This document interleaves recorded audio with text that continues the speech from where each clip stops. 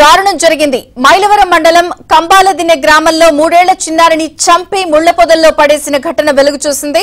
దీనిపై సమాచారం అందుకున్న పోలీసులు ఘటనా స్థలానికి చేరుకుని అనుమానితుడైన ఓ యువకుణ్ణి అదుపులోకి తీసుకున్నారు.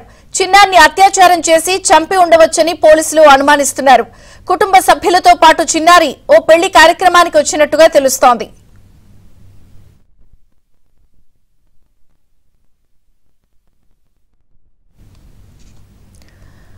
కడప జిల్లాలో దారుణం చోటు చేసుకుంది.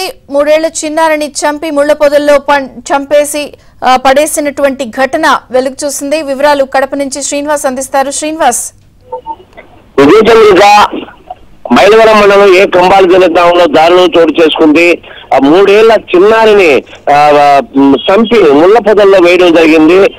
అయితే ఈ ప్రొద్దుటూరుకు చెందిన అమృతనగర్కి చెందిన ఆ పాప కుటుంబ సభ్యులు అక్కడికి పెళ్లికి వచ్చినట్లు మనకు సమాచారం వచ్చింది. మైలవరం మండలం కంబాలదిన్నె గ్రామానికి పెళ్లికి వచ్చినట్లు సమాచారం ఉంది. అయితే ఆ పాప ఆడుకుంటుండగా ఆ గ్రామానికి చెందిన యువకుడు తీసుకెళ్ళినట్లు కూడా అక్కడ ప్రత్యక్ష సాక్షులు చెప్తున్నారు.